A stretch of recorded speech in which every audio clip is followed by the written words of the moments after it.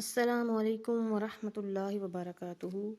ہمارے channel journey through the قرآن میں آپ کا خیر مقدم ہے۔ آج تیسرا روزہ ہے، اسی کی مناسبت سے پارہ نمبر 3 کا خلاصہ پیش کیا جاتا ہے۔ پارہ نمبر 3 تلک الرسول، اس پارے کے 2 حصے ہیں۔ نمبر 1 بقیہ سورۃ البقرہ، نمبر 2 ابتدائے سورۃ آل عمران۔ سورہ بقرہ کا جو بقیہ حصہ ہے اس میں 3 موضوعات بیان ہوئے۔ نمبر 1 2 بڑی آیات، نمبر 2 نبیوں کا ذکر، اور نمبر 3 صدقہ اور سود۔ 2 بڑی آیات میں سے ایک آیت آیت الکرسی ہے جو فضیلت میں سب سے بڑی ہے۔ اللہ لا الہ الا هو الحی القیوم، اس میں 17 مرتبہ اللہ تعالیٰ کا ذکر ہے۔ اور دوسری بڑی آیت آیت مدائنہ ہے جو قرآن پاک کی سب سے لمبی آیت بھی ہے۔ اس میں تجارت اور قرض کے بارے میں ہدایات دی گئی ہیں۔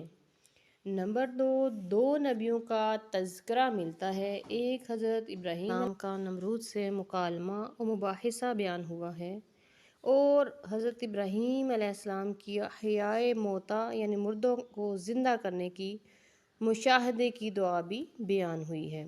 دوسرا عزیر علیہ السلام کا تذکرہ ہے جنہیں اللہ تعالیٰ نے 100 سال تک موت دے کر پھر زندہ کیا اور ان کو موت کی حقیقت سے ہمکنار کیا۔ تیسرا موضوع صدقہ اور سود کا ہے۔ دونوں کا موازنہ کیا گیا کہ بظاہر تو سود سے مال بڑھتا ہے اور صدقہ سے کم ہوتا ہے، مگر در حقیقت صدقہ سے مال بڑھتا ہے، پھلتا پھولتا ہے، اور سود سے مال کم ہوتا ہے، اس میں برکت نہیں ہوتی۔ اس کے بعد اس پارہ میں سورہ آل عمران کا ابتدائی حصہ جو بیان ہوا ہے اس میں 4 موضوعات بیان ہوئے ہیں۔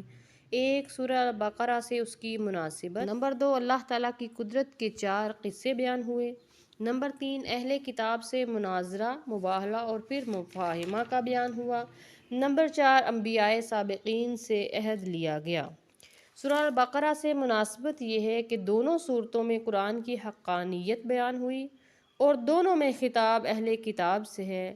فرق صرف یہ ہے کہ سورہ بقرہ میں اکثر اہل کتاب یہود سے خطاب ہے، جبکہ سورہ آل عمران میں اکثر روئے سخن اہل کتاب نصارہ کی طرف ہے۔ اللہ کی قدرت کے 4 قصے بیان ہوئے، جن میں پہلا قصہ غزوہ بدر کا ہے۔ 313 نے 1000 کو شکست دی۔ دوسرا قصہ حضرت مریم علیہ السلام کا ہے جن کے پاس بے موسم پھل پائے جاتے تھے۔ تیسرا قصہ حضرت زکریا علیہ السلام کو بڑھاپے میں اولاد عطا ہونے کا ہے۔ چوتھا قصہ حضرت عیسیٰ علیہ السلام کا بغیر باپ کے پیدا ہونے، بچپن میں بولنے اور زندہ آسمان پر اٹھائے جانے کا ہے۔ اس کے اہل کتاب سے مناظرہ، مباہلہ اور مفاہمہ بیان ہوا۔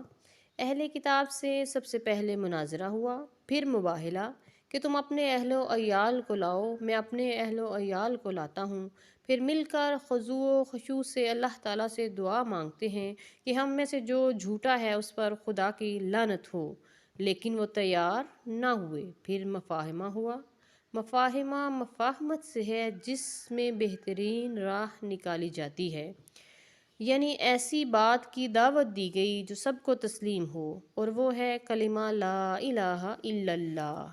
آخر میں انبیاء سابقین سے عہد لیا گیا کہ جب آخری نبی تشریف لائیں تو تم اس کی بات مانو گے اور اس پر ایمان لاؤ گے، اور اگر تمہارے بعد آئے تو تمہاری امتیں ان پر ایمان لائیں گی۔ یہاں پہ پارہ نمبر 3 کا خلاصہ مکمل ہوا۔ انشاءاللہ پارہ نمبر 4 کے خلاصہ کے ساتھ ملاقات ہوگی۔ اپنا خیال رکھیے اور اپنے اس چینل کا بھی۔ والسلام علیکم ورحمۃ اللہ وبرکاتہ۔